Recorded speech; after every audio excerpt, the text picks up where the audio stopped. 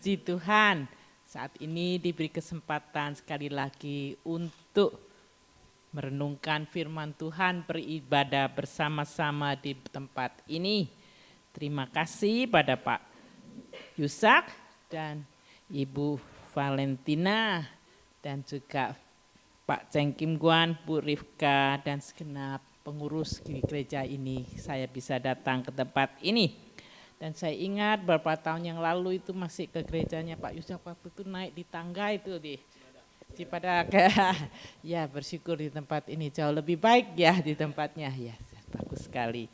Terima kasih kepada Tuhan. Nah, saya mau mengucapkan salam dari jemaat di GPT Kristus Pelepas Malang untuk jemaat di tempat ini. Nah, sekarang kita akan belajar tentang keluarga dalam terang Tuhan. Saya akan baca satu ayat saja, saya bacakan. Yesaya pasal 2 ayat 5 dari terjemahan baru edisi kedua. Hai kaum keturunan Yakub, marilah kita berjalan dalam terang Tuhan. Nanti kita akan melihat di sini keluarga dalam terang Tuhan dan keluarga yang berjalan di dalam terang Tuhan. Kita akan lihat beberapa hal sebentar, yaitu tentang keluarga, tentang terang Tuhan, dan juga keluarga dalam terang Tuhan.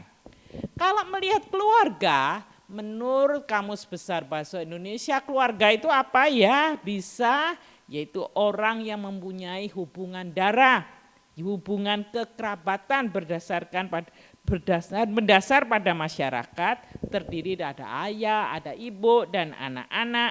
Nah, kalau ini salah satu meninggal, seandainya ayah meninggal, ya ibu dengan anak-anak itu sudah satu keluarga. Dan seringkali begitu itu adalah keluarga inti.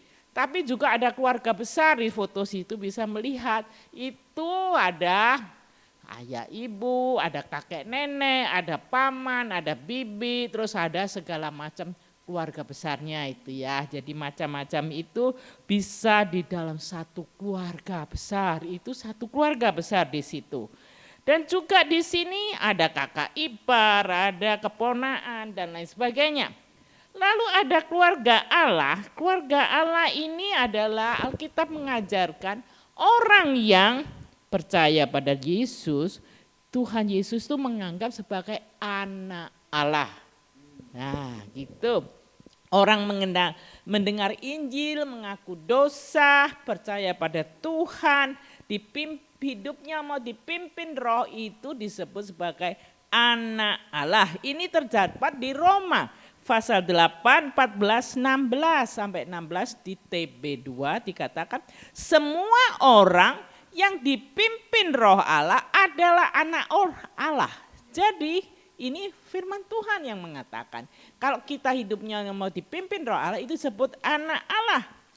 Sebab kamu tidak menerima roh perbudakan yang membuat kamu menjadi takut lagi, tapi kamu menerima roh yang menjadikan kamu anak Allah. Oleh roh itu kita berseru ya Allah, ya Aba. Jadi ya Aba, ya Bapa. Jadi ini kita menunjukkan Allah sebagai Bapa. Jadi kita ini anaknya. Gitu. Roh itu sendiri bersaksi bersama roh kita bahwa kita anak-anak Allah. Jadi anak-anak Allah yang bersekutu disebut sebagai keluarga Allah. Yaitu. Jadi dengan jelas menyatakan semua orang yang mau dipimpin roh Tuhan ini sebagai anak-anak Allah tidak dibedakan dari orang ini laki atau perempuan, orang ini kaya atau miskin, pendidikannya apa, statusnya apa, rasnya apa, tidak. Tapi semua yang mau percaya Tuhan, mau berjalan dalam Tuhan, di sini dikatakan dan di sini dipimpin oleh roh disebut anak-anak Allah. Ya. Sekarang kita melihat tentang terang Tuhan, yaitu kita melihat tentang terang dulu. Nah, kalau kita semua di sini kan butuh terang, ini ya nih semua ini ada penerangan dari lampu di sini. Kalau nggak ada terang, gelap di tempat ini. Kita juga di dalam rumah kita butuh terang. Dan kalau bepergian ke sana kemari, kalau malam ya juga butuh penerangan di jalan, juga penerangan di mobil-mobil itu supaya kita nggak nabrak sana sini. Nah, kalau zaman dahulu sebelum ada terang, itu belum ada lampu. Saya ingat waktu satu hari ikut suami saya di pedalaman di piramid di Papua. Di situ itu enggak ada listrik. Jadinya kalau malam ya gelap gulita. Yaitu orang-orang pakai lilin. Yang ini juga bisa lampu teplok, lampu minyak tanah, lampu strongking dan lain sebagainya. Itu kalau memang enggak ada listrik. Itu sudah lama, sekarang saya kira sudah ada listriknya. Nah sekarang ini orang kalau menggunakan ini ada penerangan, bahkan menggunakan pentingnya ada terang, ada tenaga surya untuk penerangan supaya hemat energi, supaya ramah lingkungan. Terang memang sungguh penting untuk kehidupan kita. Mengapa Allah menunjukkan penting? Karena terang memang kita butuh terang, kalau enggak ya itu tersingkir, bisa apa jatuh sana sini ya. Kalau Allah menciptakan penciptaan ini, yang pertama diciptakan apa? Terang. Ya. Itu di Kejadian pasal 1 ayat 4 dikatakan berfirmanlah Allah jadilah terang, lalu terang itu jadi. Allah melihat bahwa terang itu baik, dipisahkannya terang itu dari gelap. Jadi pertama yang diciptakan terang, karena begitu pentingnya. Tanpa ada terang kita ini sulit berbuat apa-apa.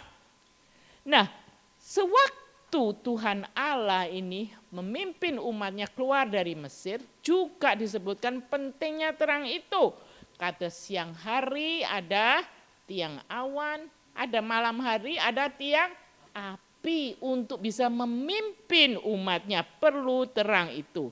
Terang itu juga simbol daripada kehadiran Allah. Jadi Allah kehadirannya ditunjukkan dengan terang. Di sini kalau ada zaman dulu kalau mempersembahkan sesuatu itu ada persembahan daging dan lain sebagainya, yaitu ada hewan-hewan itu domba-domba dipotong, disembelih.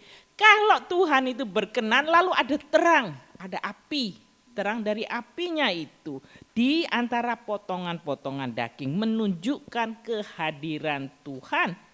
Demikian juga waktu Tuhan mau menyampaikan 10 perintah Allah di Gunung Sinai, turun atasnya dalam api. Di situ juga seperti asap naik dari dapur, itu api menunjukkan Tuhan itu menunjukkan kuasanya sebelum menyampaikan firman Tuhan. Tuhan juga menyatakan tentang terangnya juga bisa dilihat di Yehezkiel. Itu waktu itu Imam Yehezkiel itu dia ini juga mau datang itu menyembah kepada Tuhan. Ada dikatakan membawa segumpal awan yang besar dengan api yang berkilat-kilat dan awan dikelilingi sinar. Di tengah-tengah api itu kelihatan seperti suasana mengkilat. Jadi Tuhan menunjukkan kehadirannya dengan api, dengan terang. Kitab suci menunjukkan juga bahwa firman Tuhan itu juga simbol dari terang. Jadi dikatakan karena perintah itu pelita dan ajaran Tuhan disebut cahaya. Teguran yang mendidik itu jalan kehidupan. Jadi ajaran firman Tuhan itu disebutkan sebagai pelita. Dan juga ajaran firman Tuhan itu disebut sebagai cahaya. Pelita kan terang, cahaya juga terang. Itulah yang membimbing kita jalan yang benar. Dan Mazmur 119:105, firman-Mu itu pelita bagi kakiku, terang bagi jalanku. Jadi firman Tuhan ini disebutkan terang juga, yang kita kok berjalan ini ada terangnya supaya kita tahu oh ini ada tangga. Kita enggak langsung lompat begitu aja supaya enggak jatuh. Dan juga terang bagi jalanku, jadi kita tahu jalan mana yang kita tuju. Itu firman Tuhan. Maka penting sekali kita mau mendengar firman Tuhan, kita mau membaca firman Tuhan. Tuhan menyatakan dirinya ini adalah jalan juga terang. Tuhan Yesus mengatakan, dikatakan di Yohanes pasal 8 ayat 12, akulah terang dunia. Itu Tuhan menyatakan dirinya terang. Siapa yang mengikut aku tidak berjalan dalam kegelapan, melainkan ia akan mempunyai terang kehidupan. Jadi pengikut Tuhan dikatakan, karena Tuhan Yesus itu adalah terang dunia, yang mengikuti dunia itu di dalam kegelapan. Tapi mengikuti Yesus harus berjalan di dalam apa? Terang, tidak berjalan di dalam kegelapan.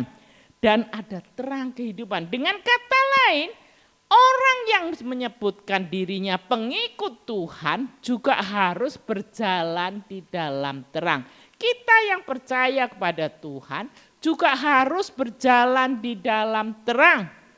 Tidak boleh dikatakan aku Kristen, aku anak Tuhan, ya tapi jalanku di dalam kegelapan. Itu enggak boleh. Karena dikatakan apa? Yesus mengatakan aku terang dunia, siapa yang mengikut aku, jadi pengikut Tuhan, percaya Tuhan, tidak berjalan dalam kegelapan. Jadi enggak boleh separuh-separuh, oke separuh-separuh saya terang anak Tuhan, tapi separuh dalam kegelapan itu enggak boleh. Jadi tidak berjalan kegelapan. Dengan kata lain, kita mau jadi anak Tuhan, memilih mau berjalan mengikuti Tuhan di dalam terang atau mengikuti kemauan sendiri. Kita di dalam kegelapan.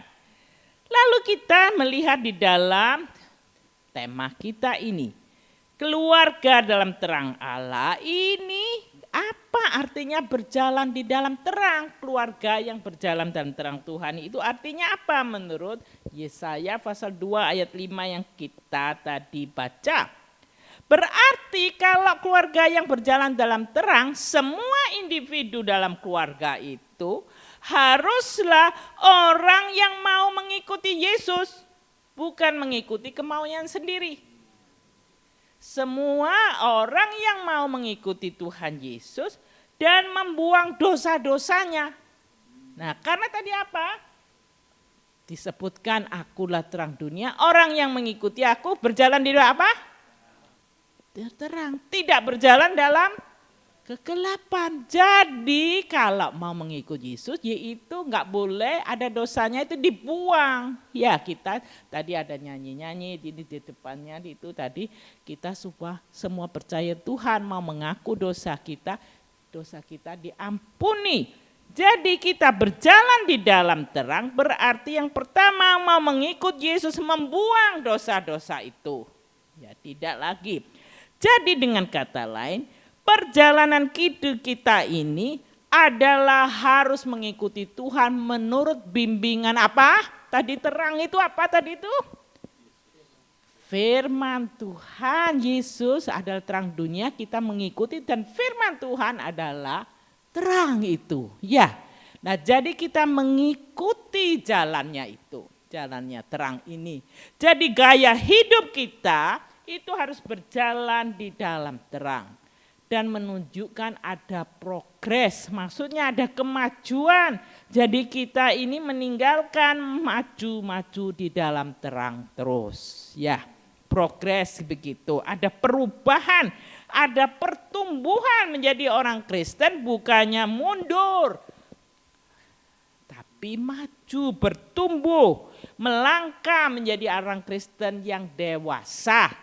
Nah sini kita melihat ada beberapa anak kecil. Nah coba para orang tua mau anaknya ini tetap kecil begitu terus atau bertumbuh?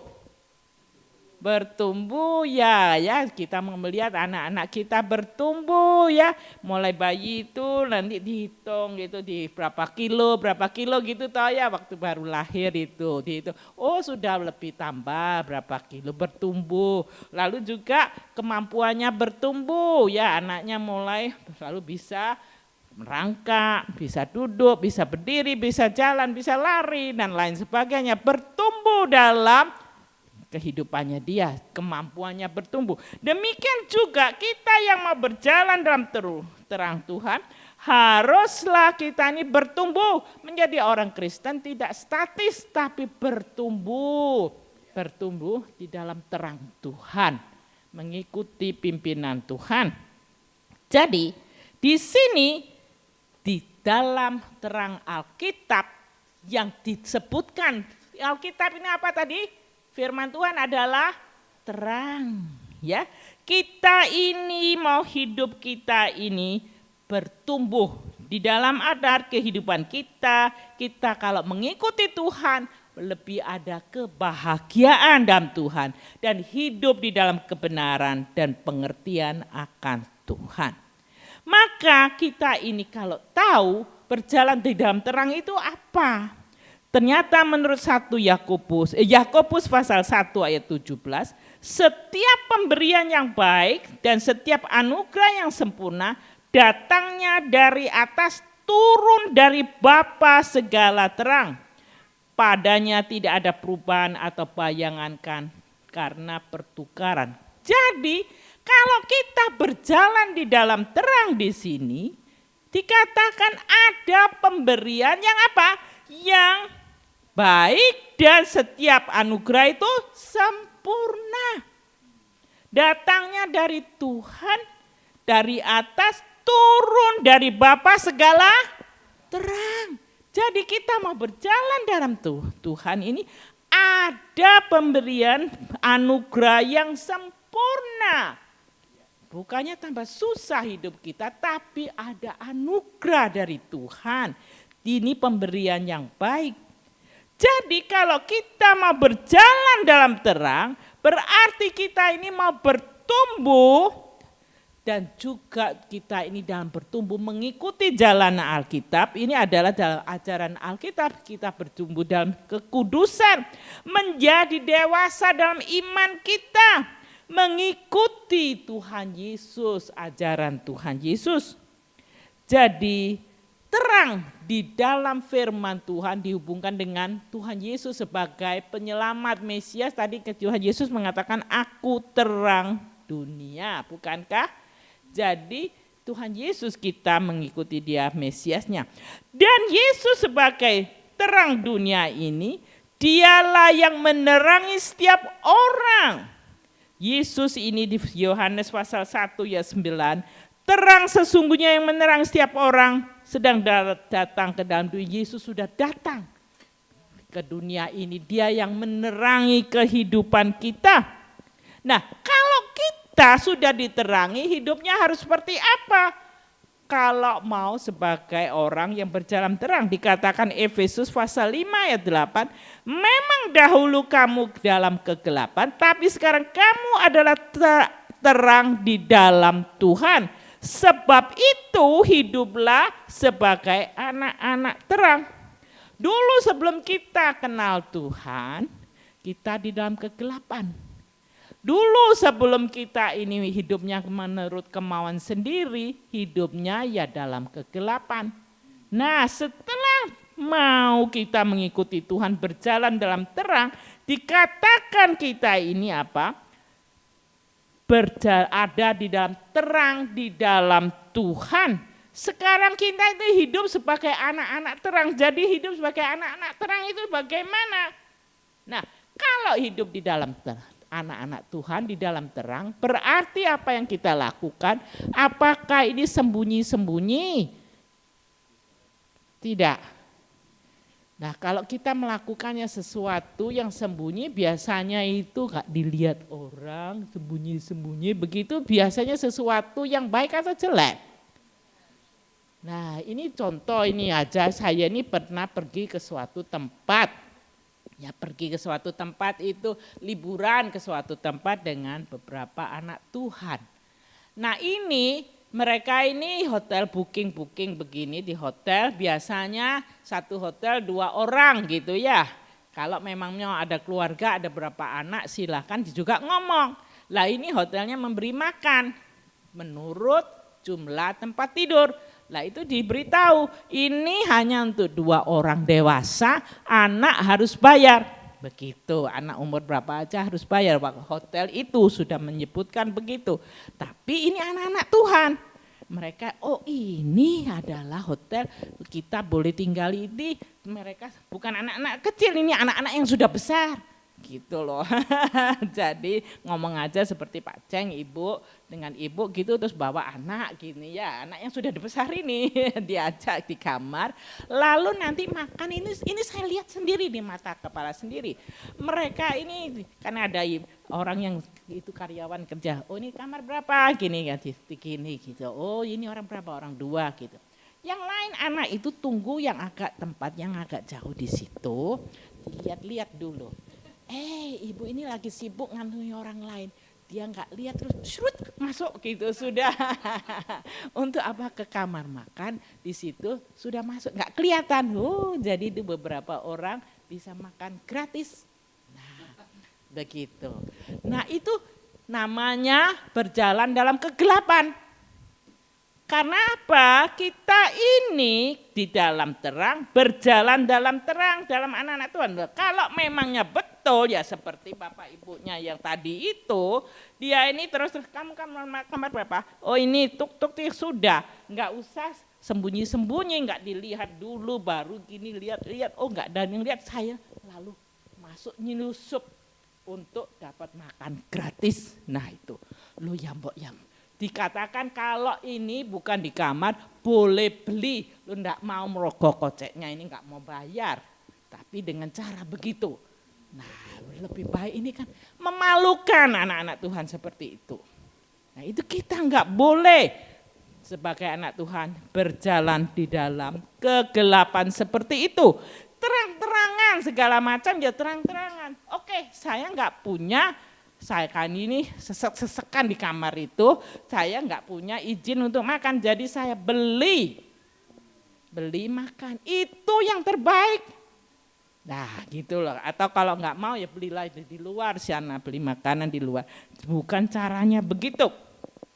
Jadi Matius pasal 6:16, pasal 5:16, demikianlah hendaknya terangmu bercahaya di depan orang supaya mereka melihat perbuatanmu yang baik dan memuliakan Bapamu di surga. Nah saya akan bertanya, di sini disebutkan terangmu bercahaya di depan orang, melihat perbuatanmu yang baik, memuliakan Bapamu di surga. Jadi kalau perbuatan-perbuatan yang tidak benar itu memuliakan atau mau memalukan nama Tuhan? Memalukan. Ya, jadi haruslah di dalam perbuatan memuliakan Tuhan. Apa saja yang kita lakukan. Baik itu hal kecil itu 1 piring itu berapa sih harganya ya mbok bayar gitu loh ya. Gitu. Nah itu daripada seperti itulah. Ada yang lain. Yang saya lihat juga ada orang yang hamba Tuhan tapinya ini juga hidupnya enggak beres. Ya dia hidupnya enggak beres. Lah ini sudah ada, ini dia cari istrinya orang loh. Lah itu kan yang enggak boleh toh ya. Nah itu sudah enggak boleh. Kan memalukan Tuhan. Juga uang bukan uangnya dia ambil lah. Itu kan juga enggak boleh. Ya begitulah. Jadi itu caranya. Penipuan juga enggak boleh. Jadi 1 Tesalonika pasal 4 ayat 3. Karena inilah kehendak Allah pengudusanmu yaitu supaya kamu menjauhi percabulan. Jadi enggak boleh ya dengan lain-lain itu. Bukan, jangan menginginkan apapun milik orang lain. Termasuk istrinya, termasuk barangnya, termasuk apapun milik orang lain. Jangan begitu. Jadi berjalan di dalam terang. Berarti kita berjalan mengikuti ajaran Tuhan. Kita ini mempercayai Yesus sebagai terang dunia. Kita mengikuti firman Tuhan. Hidup di dalam kemurahan Tuhan ini, kuasa firman Tuhan, dan mau bertumbuh di dalam kemurahan dan firman Tuhan. Jadi kita ini mau berjalan dalam firman Tuhan, mau dalam terang Tuhan, keluarga yang seperti itu juga jangan simpen-simpenan. Nanti ngomong sama istri, saya mau pergi ke suatu tempat, ternyata pergi ketemu sama orang lain, enggak boleh. Itu, jadi seperti itu, harus terus terang. Nah, bagaimana supaya kita tahu? Dikatakan tidak berjalan dalam kegelapan, 1 Yohanes pasal 1 ayat 6. Jika kita katakan bahwa kita mempunyai persekutuan dengan Dia, tetapi kita hidup di dalam kegelapan, kita berdusta dan tidak melakukan kebenaran. Jadi tidak boleh dalam mulutnya mengatakan aku berjalan terang, tapi kehidupan kita dalam gelap itu berdusta katanya. Jadi berjalan dalam kegelapan berarti memiliki gaya hidup yang berdosa. Terus menerus melakukan hal-hal yang dibenci Tuhan. Nah itu enggak boleh. Nah orang ini kita semua pernah bersalah. Siapa yang enggak pernah bersalah? Enggak ada. Ya, jadi kita bersalah, kita mengakui. Ya, kita bersalah, kita mengakui. Tapi enggak terus-terusan, terus selalu melakukan lagi. Kita berubah. Jadi berarti kalau kita begitu, kita mau hidup di dalam terang, yaitu tidak dalam kegelapan.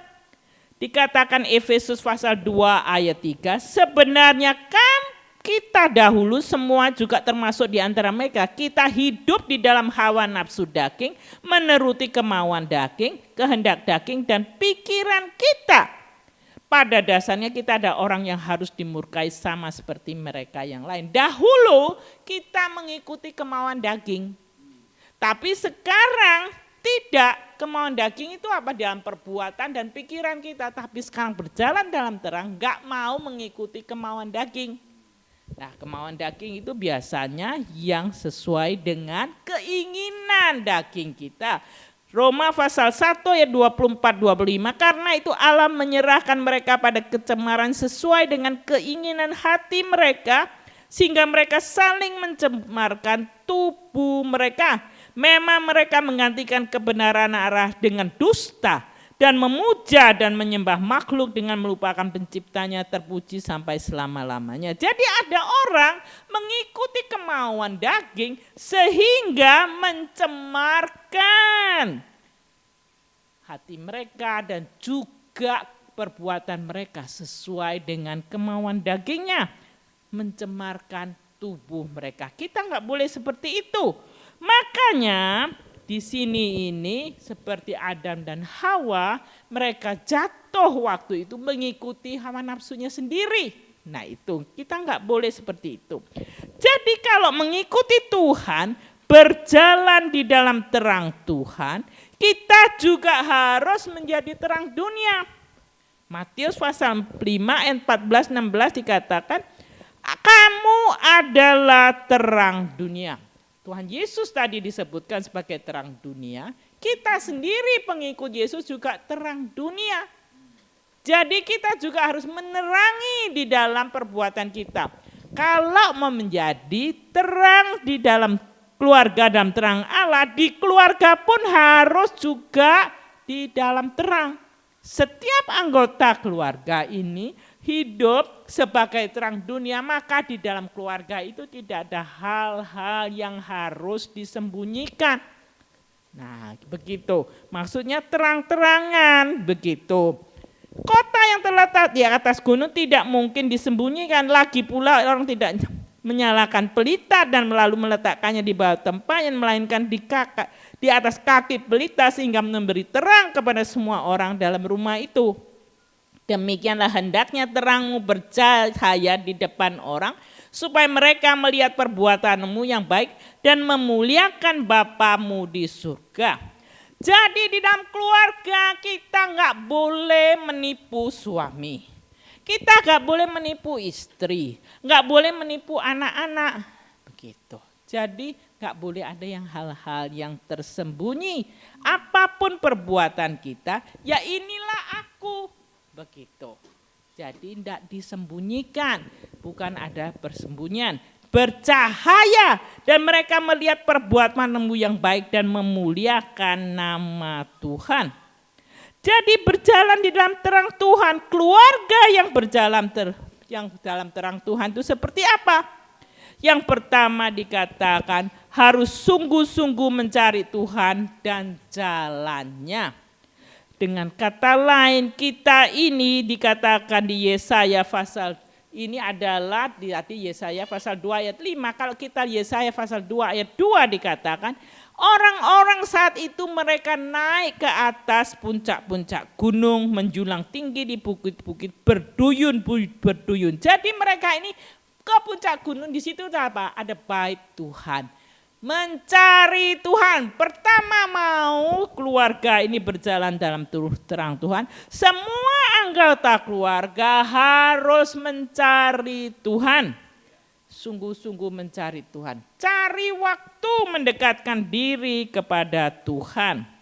Di ayat 3 juga banyak suku bangsa akan pergi serta berkata, mari kita ke gunung Tuhan, ke rumah Allah Yakub, supaya ia mengajar tentang jalannya kepada kita, supaya kita berjalan di jalurnya. Jadi di sini seperti teman-teman datang kemari beribadah, mencari Tuhan itu betul. Carilah Tuhan bukan seminggu sekali, tapi tiap hari kita mau berdoa. Setiap hari kita mau membaca firman Tuhan, itu adalah terang Tuhan yang membimbing kita di dalam jalan yang benar. Selain itu, kalau kita mau keluarga berjalan di dalam terang Tuhan, harus hidup damai, berhenti saling menyakiti. Kalau kita melihat di Yesaya di sini ini, di pasal 2 ayat 4 disebutkan, ia akan menjadi hakim antara bangsa-bangsa dan memutuskan perkara bagi banyak suku bangsa. Mereka akan menempa pedang-pedangnya menjadi mata bajak dan tombak-tombaknya menjadi pisau pemangkas. Bangsa tidak akan lagi mengangkat pedang melawan bangsa lain dan mereka tidak akan lagi belajar perang. Jadi kalau mau menjadi terang keluarganya ini berjalan dalam terang, ini ada dikatakan pedang, ada tombak. Diapakan ini tombak dan pedangnya? Dikatakan ada gambaran pedang dan tombak. Kalau pedang dan tombak itu saling menyakiti. Suami menyakiti istrinya dengan pedang, dengan tombak, dengan ada yang memukul-mukul, ada yang dengan tarik perkataan yang tajam. Ya, ada perbuatan yang saling menyakiti. Nah, ini dikatakan di ayat 4, pedang-pedang dan tombak itu gambarannya apa? Ditempa. Di situ ini, kalau kita melihat zaman dahulu sebelum adanya macam-macam bom nuklir, belum ada macam-macam senjata, tapi mereka ini berperang dengan tombak, dengan pedang. Dan bahkan di runcing-runcingannya itu seringkali dibubui dengan racun-racun, sehingga kalau dilemparkan ke orang bisa mematikan. Nah, di sini dikatakan, di sini ini menempa pedangnya menjadi mata bajak dan tombak-tombaknya menjadi pisau pemangkas. Jadi ini kalau gambaran itu adalah tusukannya itu ditempa, lalu maksudnya lalu bukan lagi bentuk menyakiti, tapi pedangnya menjadi mata bajak. Jadi itu mata bajak itu untuk apa? Untuk membajak. Untuk pertanian itu ya, supaya menghasilkan sesuatu, bertumbuh pertanian untuk dimakan. Jadi bukan menyakiti. Jadi pertama kali yang harus dilakukan anak-anak Tuhan berjalan di dalam terang, dalam keluarga, berhenti saling menyakiti. Janganlah suami menyakiti istri lagi dengan kata-kata yang tajam, dengan perbuatan fisik yang tajam. Tapi berdamailah dalam keluarga. Di dalam keluarga ini tidak ada lagi saling menyakiti. dan tombak-tombaknya menjadi pemangkas. Bukannya dipakai untuk menyakiti satu sama lain, suami istri ini harus berhenti berperang. Loh, perang apa di rumah? Saya melihat banyak rumah tangga berperang. Cekcok mulut ini, itu perang itu kadang-kadang perang dingin. Kita enggak mau itu. Jadi mau berjalan dalam terang Tuhan, berhentilah berperang. Keluarga yang dalam terang Tuhan itu sudah menempa pedang-pedangnya dan tombak-tombaknya ini. Menempa menjadi mata bajak, menjadi pisau pemungkas. Berdamailah. Salah satunya ini harus juga mau juga merendahkan diri, jangan menjadi sombong, mau saling mengampuni satu dengan lainnya. Berdamai dengan sesama, tidak lagi menyakiti. Firman Tuhan mengatakan di Kolose pasal 3 ayat 12-13, hidup berdamai dengan Tuhan dan dengan sesama orang dalam keluarga kita. Tidak ada rasa benci, sakit hati dan marah. Karena itu sebagai orang-orang pilihan Allah yang dikuduskan dan dikasihinya, kenakanlah belas kasihan, kemurahan, kerendahan hati, kelemah lembutan dan kesabaran. Sabarlah kamu seorang terhadap yang lain. Ampunilah seorang yang lain apabila ada yang seorang mempunyai keluhan terhadap yang lain. Sama seperti Tuhan telah mengampuni kamu, perbuatlah juga demikian. Jadi kita dipanggil sebagai keluarga, kalau mau keluarga berjalan di dalam terang, ini kita dipanggil menjadi orang yang memberikan visi damai. Bukannya ini yang saling menyakiti. Kita mau berbelas kasihan, rendah hati, mau mengampuni.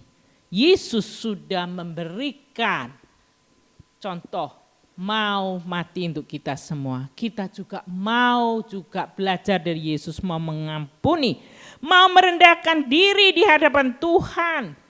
Yaitu dikatakan 2 Tawarik 7:14. Lalu umatku dinamai menurut namaku, merendahkan diri dan berdoa dan mencari wajahmu, lalu berbalik ke jalan yang jahat, maka aku mendengar dari surga, mengampuni dosa mereka, sedang memulihkan negeri mereka. Tuhan menyuruh kita semua merendahkan diri.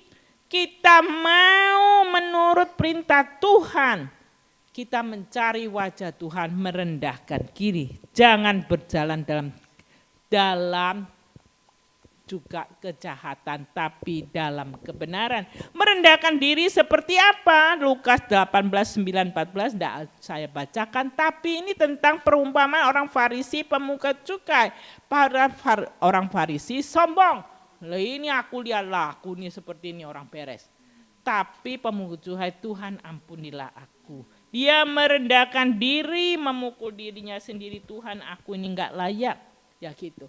Tuhan meminta kita ini semua mau merendahkan diri. Dan kita ini diminta untuk bertobat, meninggalkan dosa. Hidup tidak dipimpin oleh kedagingan, tapi dipimpin oleh Roh Tuhan. Jadi kalau kita sadar, minta ampun pada Tuhan, Tuhan akan menghapuskan kita. Mulut Kisah Rasul 3:19. Siapa yang menyembunyikan pelanggarannya tidak akan beruntung, tetapi siapa mengakui dan meninggalkannya akan disayangi. Malah kita ini mau mengakui lalu kita memperbaiki, itu yang Tuhan senangi. Jadi perbuatan-perbuatan dosa harus dibuang. Apa itu?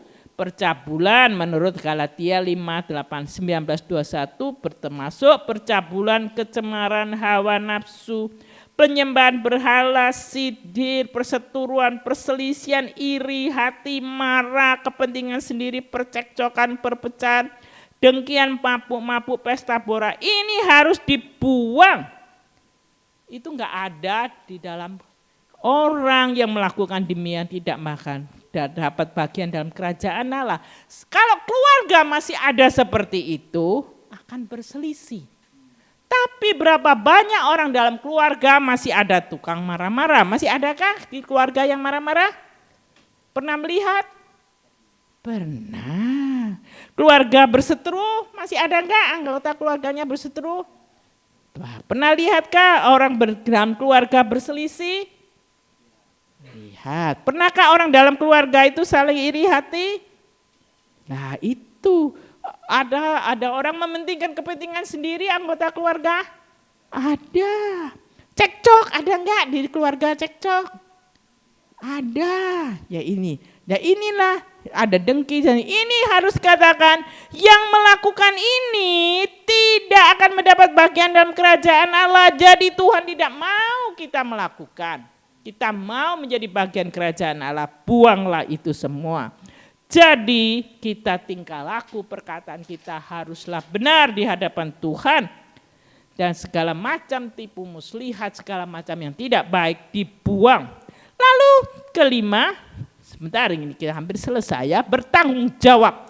Kalau sudah salah ya ngaku.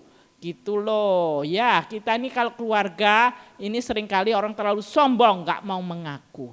Tapi di sini Tuhan Yesus mengajarkan tentang Sakyus yang sudah mau bertobat. Dia katakan Matius 19:8, namun Sakyus berdiri berkata pada Tuhan, Tuhan lihatlah setengah dari milikku akan kuberikan pada orang miskin. Sekiranya ada sesuatu yang kuperas dari seseorang kukembalikan 4 kali lipat. Sakyus menunjukkan kalau bertobat itu disertai perbuatan. Dia mengembalikan miliknya diberikan, dan kalau itu memeras orang dikembalikan 4 kali lipat. Loh, ada orang ya aku sudah bertobat tapi saya memeras orang itu dengan mengambil apanya ini enggak dikembalikan. Ya tetap berdosa terus. Enggak boleh, kalau memang bertobat bertanggung jawab. Begitu, apa yang kita perbuat salah bertanggung jawab. Nah saya tahu ada seorang hamba Tuhan, dia ini secara enggak sengaja, dia ini mundurkan mobilnya begini, wih, mobilnya orang di belakangnya ini peyot, lah gitu. Nah itu ditubruk, lah itu orang yang bertanggung jawab harusnya, kan saya lihat peyot, itu bagaimana saya membayar, bawalah ke tukang bengkel. Itu namanya bertanggung jawab, tapi orang hamba Tuhan itu tidak berbuat apa-apa, ditinggal peyot, ya sudah tak tinggal pergi. Nah, itu tidak baik, itu bukan bertanggung jawab, harusnya minta maaf, dikembalikan. Dibereskan. Saya pernah lakukan itu waktu suatu hari itu saya menyetir di Amerika di situ. Ini saya nggak tahu mobil milik siapa, saya kasih tulisan di situ, minta maaf. Ini nomor HP-ku, hubungi saya akan bawa mobilmu ke tempat bengkel, saya akan bertanggung jawab. Dan orang itu mengatakan pada saya, lalu saya menjumpai, oke, kapan saya bisa bawa? Lah itu yang namanya berjalan dalam terang, bukannya mumpung nggak dilihat saya lalu pergi. Nggak boleh begitu. Lalu mengampuni orang lain, orang yang berdosa haruslah kita ampuni. Kita butuh pengampunan Tuhan, kita juga harus mengampuni orang lain. Karena menurut Matius 6:14-15, jika kamu mengampuni kesalahan orang, Bapamu di surga akan mengampuni juga. Namun jika kamu tidak mengampuni orang, Bapakmu juga tidak akan mengampuni kesalahanmu. Kalau kita mau diampuni oleh Tuhan, siapakah nggak pernah bersalah? Kita semua bersalah. Minta diampuni Tuhan, maka kita harus juga mengampuni Tuhan, mengampuni orang lain. Berapa kalikah? Di sini dikatakan pada Petrus, dikatakan bukan sekali, bukan 7 kali, tapi dikatakan sampai 70 kali 7. Jadi berkali-kali kita ini mau mengampuni orang lain. Selalu yang ke-7, langkah ke-7, bersinar bagi Tuhan di mana saja kita berada. Baik di rumah, di luar rumah, bersinar. Terang itu menerangi dan bersinar, nama Tuhan dipermuliakan.